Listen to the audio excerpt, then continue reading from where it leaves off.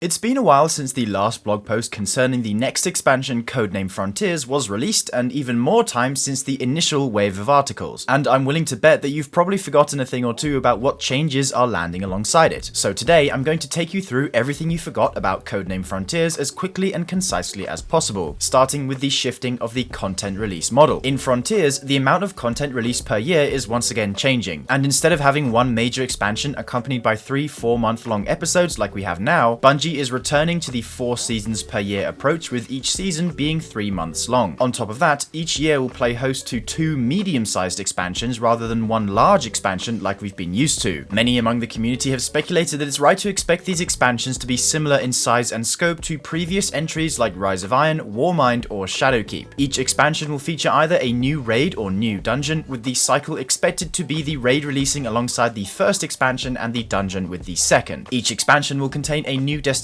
new story, missions, weapons, and gear. Each season within those expansions will largely be composed of what we're already accustomed to, containing new and reprised activities, gear, artifact perks, modifiers, and challenges, and a whole host of sandbox changes and events. The big change coming to this new model is that every single season per year will be totally free. Only the expansions will require a paid purchase to access. Bungie have also emphasized that each expansion will serve as a testing ground for trying new genres of game style, such as roguelikes, Metroidvanias, or experiences focused more on exploration. And we've already started to see this happen with the Nether, which is both an exploration and roguelike focused mode. And to be honest, I think they've done a pretty good job so far because the Nether is awesome. Further to that, Apollo, the first expansion launching with Frontiers, is described as a non-linear, character-driven adventure. The next major change coming in Codename Frontiers is the addition of a new activity selector known as the Portal. The Portal is going to become the new way of selecting what activities you want to play for past and current releases, and it will replace the Director tab that we currently have. Its main aim is to streamline activity selection, and as such will change every season to accommodate for new ones and letting players know what's current. Alongside this new addition, Bungie have created new activity categories that will be present within the Portal that help to decide what you want to play. Solo ops are 1 to 3 player short activities that are meant for solo players and typically last around 10 minutes each. These activities are completely new and not currently present in-game, and within them, Bungie are releasing a new piece of enemy spawning tech that adapts to your combat. So for example, if the mission notices you're killing ads very quickly, it will spawn a hell of a lot more to compensate for your efficiency. And supposedly this system takes into account a bunch of factors like how close you are to finishing the objective, how long since you were last in combat, and so on. Solo ops will also feature a new style of in-mission event like the spawning of a loot goblin, a secret passageway revealing itself, or randomly scattered treasure chests. Solo ops are also going to be free for all players and become part of what they refer to as the core game, and in a lot of cases will also take place physically in locations that Guardians rarely visit. And they gave one example being the Salzwerk area of the EDZ, but I'm guessing they could very easily put you into other unused areas like the Neptunian Cabal fleet, the Sanctum of the Brood Queen, or the Martian surface beneath the lure. It's also pretty reasonable to assume that they will take place in new areas too, and furthermore, you can play them with a team, but because they're meant for solo players, the mission will scale in difficulty the more players you have, and also they won't be match made. Fireteam ops are next, and they will encapsulate 3-player activities like strikes, onslaught, the coil, and new types in the future that will support matchmaking. Flashpoint ops are going to concern 6-player activities that are generally more chaotic, and they liken this to offensives, which could mean they are similar to things like Vex Offensive, the Sundial, or Menagerie, and they will also support matchmaking. Raids will not feature in Flashpoint ops and won't initially feature in the initial rendition of the portal, but they have stated that they will be integrated eventually. Pinnacle ops will house 3-player activities that are more challenging like dungeons, exotic missions, and full-length onslaughts that will also feature exclusive reward pools. The Crucible will also have its own category within the portal. The portal will provide direct access to current expansion activities as well as events like Iron Banner or Festival of the Lost, and every day, select activities in each category will feature various bonus rewards like specific weapons, armor, or currencies. The bonus reward is a guaranteed drop on first playthrough, then a high drop rate for repeat clears. Gambit won't initially be a priority, but they are considering numerous avenues to make good use of it and integrate it into the portal eventually. That's basically all we know about the portal, so now let's move on to how they're changing the core game activities. A major new system debuting in Frontiers is what Bungie are referring to as challenge customization, and it will serve as a new way of giving you the ability to tailor how difficult you want the content you're playing to be, and also it will apply to all PvE activities. Customizing your activity might allow you to, number 1, introduce new enemy combatant abilities abilities like Banes. Number 2, introduce new combatant challenges that change how you play, like the Eversion Anchors from the Nether. Number 3, provide incentives for changing up your build crafting, like the Oscillation modifier from GM Nightfalls. And number 4, raise the power of the activity. The amount and quality of the rewards you earn from the activity directly correlates to how challenging you make it. The harder the job, the better the rewards. Speaking of, let's talk about how Bungie are deepening rewards in the core game. Weapons and armor will now come in various tiers, which dictate the quality of the item. The higher the tier, the better the item. And each tier will add on things like stat bonuses, enhanced perks, and other benefits. For weapons, Bungie likened this new tier system to how an adept weapon compares to its baseline legendary counterpart today. The new baseline tier for weapons will be equivalent to current day bog standard legendaries, and higher tiers being equivalent to adept weapons. Furthermore, the reward pools for things like strikes, crucible, dungeons, and trials of Osiris will be updated every season, with a typical reward pool including a full armor set and enough weapons to provide multiple options for each weapon slot. I don't think this means they'll be pumping out a full new armor and weapon set for trials, the featured dungeon, or strikes every season, but rather do as they currently are by taking away older weapons and adding in new ones. But perhaps I'm wrong, or maybe they mean they're going to be doing a better job than they are now. We'll just have to wait and see. Interesting that they mention dungeons though, since up until this news they've always been one and done as far as loot is concerned. So having new weapons and armor added seasonally would be an awesome way to continue engaging with the dungeon. On top of this, new seasonal gear is going to have a distinct visual look that sets it apart from other gear, letting players know that it's new and current. This gear is dubbed new gear, and some activities will require new gear in order to play. And the examples they gave were things like a new gear only Crucible playlist, which actually sounds pretty fun, or seasonal events that require the use of new gear. No word on what these events will be though. Circling back to armor now, with Frontiers, Bungie are completely overhauling the armor system into what they're calling next generation armor. Next generation armor is Bungie's new take on the armor grind, because basically, since the release of Shadowkeep, the Armor 2.0 system hasn't really changed substantially, and for the most part, all you need is a single well-rolled set and you're good to go. Currently, there's no real use hoarding lots of different armor pieces, unless you really like mixing up your stats, but in a more meaningful way, definitely not. So, this is Bungie's answer to that problem. Starting in Frontiers, every single stat point on your armor will contribute an overall benefit to your stats, unlike how it is now, where every 10 points contribute a difference. In Frontiers, having say 99 resilience will be almost identical to having 100 resilience now, and furthermore, the stat cap for each stat has been raised from 100 to 200, with points ranging from 101 to 200 providing a new additional benefit that builds on the base effect. The distribution of stats is also changing, where armor pieces now have distinct stat archetypes that determine the stat distribution you'll be getting and controls the primary and secondary stat types, with a third stat being a free roll. Armor pieces will now seemingly contain 3 stats instead of 6, and class items will now also feature full stat distributions. The example given is a piece of brawler armor that specializes in melee related stats, and it seemed to have spikes in strength and discipline, which are the primary and secondary stats respectively, with a small roll on intellect, which is the random tertiary stat. This means there's probably going to be things like grenadier armor that specializes in grenade related stats, or medic armor that specializes in recovery. Stats themselves are also being overhauled in general. For example, discipline is being renamed to grenade, and points from 1 to 100 act like normal, but 101 to 200 now provides an increasing chance to gain a bonus grenade charge whenever your grenade becomes available. Strength is being renamed to melee, and much like grenade will also behave normally from 1 to 100, and then from 101 to 200 provide an increasing chance to gain a second charge once your melee becomes available. A new stat debuting is special ammo, which will dictate the rate at which special ammo bricks drop for you, with 1 to 100 increasing this rate and 101 to 200 providing an increasing chance for the spawned brick to be double sized. Bungie also briefly hinted in a relatively recent article covering the now live Heresy Crucible changes that in Frontiers, the special ammo meter will return to the Crucible and is also heavily tied to, and I quote, the largest game-wide rework of Destiny's ammo systems we have ever done, potentially meaning that the special ammo meter will also be coming to PvE, which is a rather weird concept to grasp, but given that special ammo generation is now being tied to a stat, it's reasonable to assume that a special ammo meter would let you track your progress to spawning your drops, and the higher your special ammo stat, the faster said meter would fill. Armor set bonuses are officially coming to the game. Armor set bonuses are going to be new added effects that trigger based on how many pieces of armor from a specific set you are wearing, and they come in 2 different tiers, 2 pieces and 4 pieces. An example given is Tex Mechanica armor that, if wearing 2 pieces, shooting from the hip gives increased movement speed and handling to your weapons that stacks with continued damage, or if wearing 4 pieces, Tex Mechanica weapons gain increased range and accuracy when fired from the hip. There are a couple more examples given, but that's the basic idea, so if you you want to, you can take 2 minor bonuses by wearing 2 pieces from 2 different sets, or fully spec into a single bonus by wearing 4 pieces from the same set. It's good to think of these bonuses as origin traits for armor, and I for one am incredibly excited for this change. As a consequence to all these changes though, old armor will be hit and likely will become very irrelevant very quickly. However, they did state that all old armor will be adjusted accordingly for the new system, though I doubt they will retroactively add set bonuses to it, but I could be wrong. Exotic armor will also allow players to update their pieces to be brought in line with the legendary armor rework, and the same goes for exotic class items, but for them specifically, you're going to be able to pick and choose the stats you want when updating to the new system. Because of all these changes, vault space becomes an increasing concern, which is also why in Codename Behemoth, the second expansion, Bungie are working on a solution for all the new armor drops players are expectedly going to be hoarding. Finally, let's talk about the slated future for raids and dungeons. This could be either a good or a bad change depending on how you look at it, but starting in Frontiers, there will be 1 raid and 1 dungeon released per year going forward. And considering that up until this point, we've pretty consistently been handed 2 raids, 1 new, 1 reprise, and 2 new dungeons per year, this does sound like a pretty substantial downgrade. So what are Bungie doing to tackle this thought process? First of all, raids will now feature their own version of challenge customization known as feats. Feats are going to be able to enforce things like time trials, contest combatants, or other mode modifiers unique to the raid. And the more feats that are active during a run, the better the rewards will be. Furthermore, in the second season of each year, the yearly raid will receive new rewards, new mechanics, new feats, and potentially even new encounters that will also come alongside a second raid race for it. New and exclusive rewards will get added in this update, including new weapons and the catalyst for the raid exotic. The second expansion of the year will contain a new dungeon, also featuring contest mode and a race for worlds first like we've now become accustomed to with Vesper's Host and Sundered Doctrine. Dungeon keys are now gone, and the dungeon is instead tied to the expansion it releases with, which is honestly such a massive W you don't even know. Dungeon keys are quite possibly the most stupid, made-up microtransaction, and they should have always been tied to whatever content they release with, so I'm glad this is finally happening. Dungeon armor and weapon sets will be expanded to match that of raids, and dungeons will also support challenge customization, but nothing more was elaborated on here, so we don't exactly know if they will also support feats, but it's highly likely they will. Lastly, the final season of each year will contain a Pantheon style event that nicely wraps up the year of endgame content, and given how successful the Pantheon was last year, I'm very much looking forward to how they iterate on the formula. Perhaps even bringing back Sunset Raid encounters, who knows, at least we know Pantheon is returning. In my opinion, having 1 raid that's the same quality as Salvation's Edge and 1 dungeon that's the same quality as Vesper's Host or Sundered Doctrine per year is a pretty good system. I would of course prefer more raids and dungeons wherever possible, but if it meant sticking with the old system and getting 2 raids equivalent in quality to Root of Nightmares, then yeah, no thanks. Bring on the new system and let's see how it goes. Plus, Pantheon is awesome and having it back will be great. Bungie also wrote a whole article discussing Banes and activity modifiers, but a lot of what they talked about in it is already in the game. Banes are now a prominent part of Nightfall and seasonal content and overall have been received pretty well, and new modifiers like Oscillation are absolutely awesome for overpowering GMs with ease. So I look forward to what new Banes and modifiers will arrive in the future. Finally, in the end of year 2024 blog post, Bungie also stated that the destination in the Apollo expansion is content complete and that they're now working on fleshing out the story experience and systems that come along with it. So that about does it for today's video. I hope you enjoyed the recap and enjoyed your time watching. Oddly, it's been a while since Bungie released a Frontiers related blog post, and also we don't actually know the official end date of Episode Heresy, meaning either Bungie is keeping the details really close to their chest or Frontiers is heading towards an imminent delay. Of course, I would hope that it isn't delayed, but given that they never confirmed an initial release date in the first place, it could just be a little later down the line than we were expecting. The final shape released on the 4th of June, and according to leakers, Episode Heresy is expected to end in late July or early August. So early August for Frontiers? No one really knows, but it would be nice of them to release like a teaser trailer or something. Come on, Bungie. Anyway, that's all for today. I'll see you in the next one.